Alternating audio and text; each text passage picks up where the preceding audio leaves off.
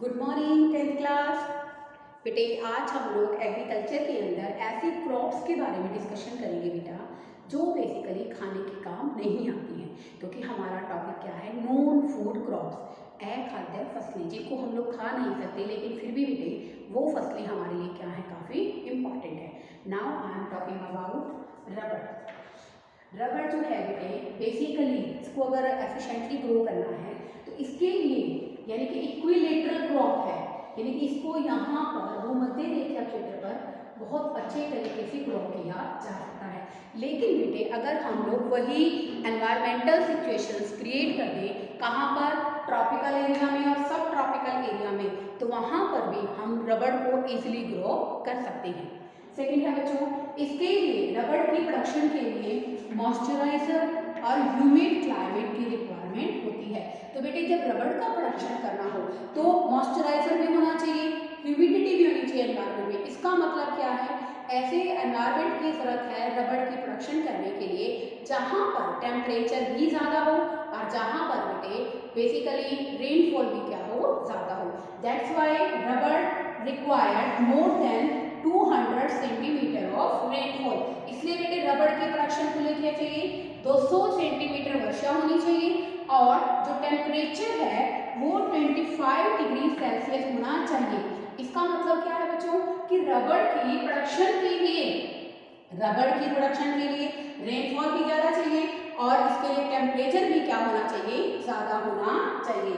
अब वो बात करते हैं कि रबर का प्रोडक्शन हम लोग कर रहे हैं तो उसके यूज़ क्या है। तो बेटे आप सबको पता है रबर जो है बेसिकली ऐसा कुछ नहीं है कि आप लोग जो इरेजर यूज़ करते हैं वहीं पर रबर का यूज़ है। रबर के भी बहुत सारे यूज़ है बेटे, जैसे जो टायर मैन्युफैक्चरिंग कंपनीज हैं, ऑटोमोबाइल कंपनीज हैं, उनको क्या चाहिए, अपने बेसिकली व्हीकल्स को बनाने के लिए क्या चाहिए, उनको टायर्स चाहिए।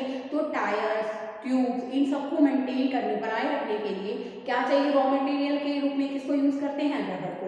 तो जो इंडस्ट्रियल सेक्टर है बेटे रबर को as a raw material automobile company वाले इसको क्या करते हैं, प्रयोग करते हैं।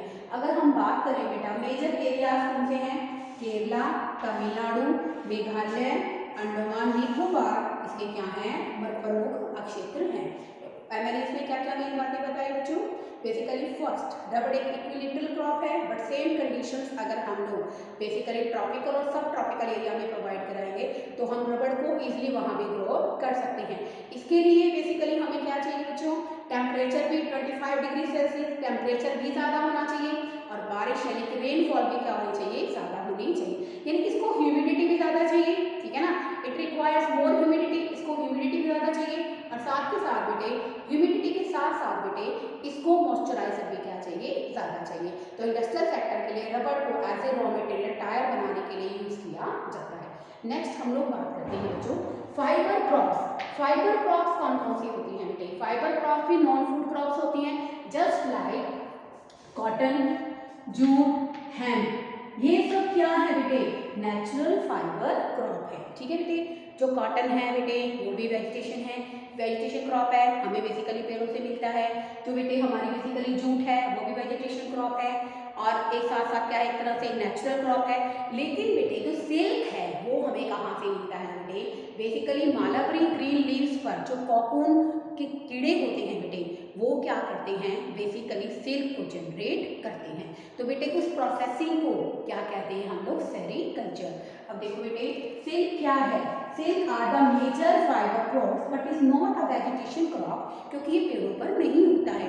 ये कैसे होता है बेटे, सिल्क का जनरेशन कैसे होता है, cocoons of silk worm, silk worm की जो मतलब बेसिकली सिल्क के अंदर जो कीड़े होते हैं, ठीक है ना, तो कीड़े कौन से हैं, कोकून्स होते हैं, उससे हम लोग क्या करते हैं, सिल्क को एक्सट्रैक्ट करते हैं। तो सिल्क को एक्सट्रैक्ट करने को ही हम लोग क्या कहते हैं, सेरीकल्चर। क्या कहते हैं बच्चों, सेरीकल्चर, क्योंकि जो कोकून नाम का सिल्क वॉर्म है वो क्या खाता है, मैलाबरी लीव्स, जो ग्रीन लीव्स मैलाबरी लीव्स होती हैं वो उसको खाकर क्या करता है, सिल्क को जनरेट करता है। तो बेटे बेसिकली यहाँ पर जो सिल्क है वो वेजिटेशन फाइबर नहीं है, लेकिन बेटे सिल्क का यूज़ कपड़े बनाने के लिए, आप सबने सुना है कि महिलाएं बेसिकली क्या करती हैं, सिल्क साड़ीज़ को प्रेफर करती हैं, ठीक है ना बेटे।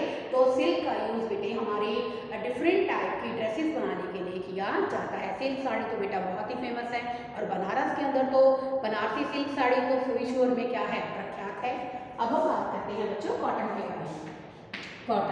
कॉटन आपको ध्यान है, मैं जब आपको सॉइल का चैप्टर कराया था तो मैंने आपको बताया था कि कॉटन और ब्लैक सॉइल एक दूसरे से कोरिलेटेड हैं, यानी कि कॉटन की प्रोडक्शन सबसे बेटर कहाँ होती है बच्चों, ब्लैक सॉइल पे, ठीक है। तो अब देखो बेटे कॉटन क्या है, raw material for cotton industries, जो बेटे हमारी कॉटन टेक्सटाइल इंडस्ट्रीज है जो कपड़ा बनाती है वो कॉटन का क्या करती है बेटे, यूज करती है एज ए रॉ मटेरियल। और हम बात करें तो थर्ड लार्जेस्ट प्रोड्यूसर है हमारा इंडिया कॉटन के प्रोडक्शन में, और सबसे ज्यादा जो बेटर प्रोडक्शन होती है कहाँ होती है स्टूडेंट, ब्लैक सॉइल पे। कहाँ होती है, ब्लैक सॉइल से। अब इसके लिए भी टेम्परेचर बहुत ज्यादा होना चाहिए, लो रेनफॉल होनी चाहिए, और कम से कम अगर हम बात करें तो 210 फ्रोस्ट फ्री, यानी कि कोई पाला नहीं पड़ना चाहिए, कोई ओस नहीं जमनी चाहिए, वो एनवायरनमेंट इसको चाहिए होता है। And as well as it also required bright sunshine, और इसके लिए ब्राइट सनशाइन का मतलब क्या है, खिली हुई धूप की आवश्यकता होती है।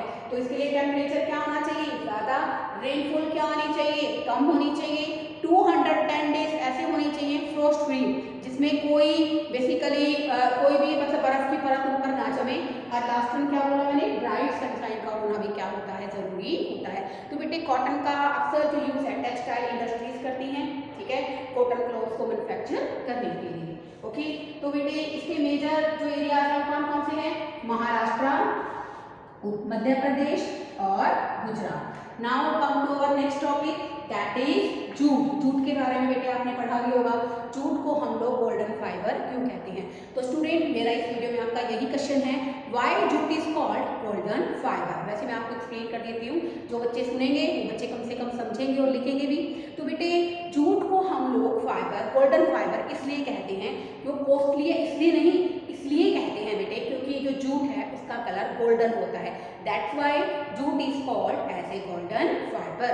ओके, तो बेटे आप सबको पता है कि हमारी गवर्नमेंट भी क्या कर रही है, एनवायरनमेंट को प्रोटेक्ट करने के लिए जूट से बनी हुई वस्तुओं को प्रोत्साहित करती है। लेकिन आप सबको पता है बेटे जूट से बने हुए जो प्रोडक्ट्स हैं these are very costly and everybody can't afford it, इतने महंगे हैं बेटे, हर एक व्यक्ति जूट से बने हुए प्रोडक्ट का यूज नहीं कर पाता है। तो जूट आपको पता चल गया, it is known as golden fibre due to its colour. Second बात करते हैं हम इसके लिए टेम्परेचर ज्यादा होनी चाहिए, वेल ड्रेन फर्टाइल सॉइल होनी चाहिए, ठीक है ना।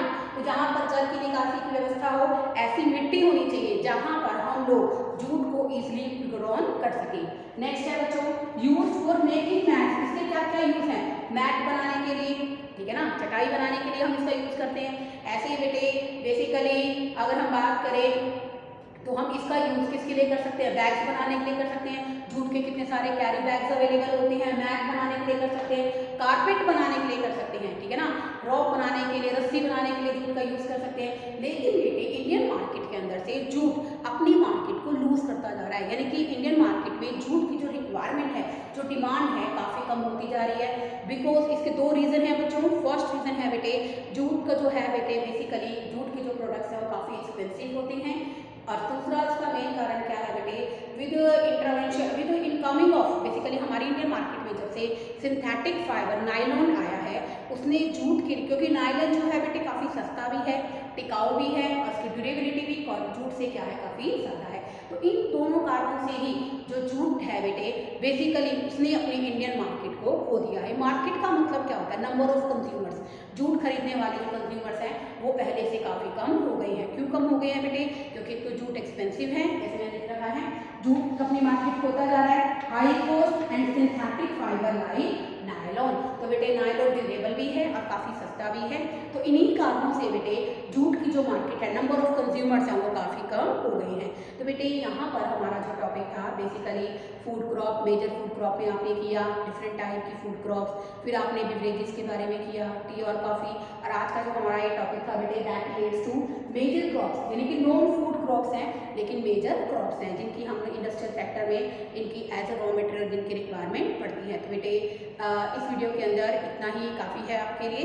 तो इस वीडियो को अच्छे ढंग से देखिए। जो वीडियो में मैंने आपसे क्वेश्चंस पूछे हैं उन क्वेश्चंस का जवाब दीजिए। 10th class you are doing very well. मैं आपको इस बात के लिए अप्रिशिएट करती हूँ कि आप बहुत अच्छे तरीके से अपना 10th का सोशल स्टडीज़ का काम कर रहे हैं। इसी तरह मेरी वीडियो से जुड़े रहिए, कमेंट करते रहिए, मुझे बताते रहिए, मुझसे क्वेश्चंस पूछते रहिए। Okay, thank you students.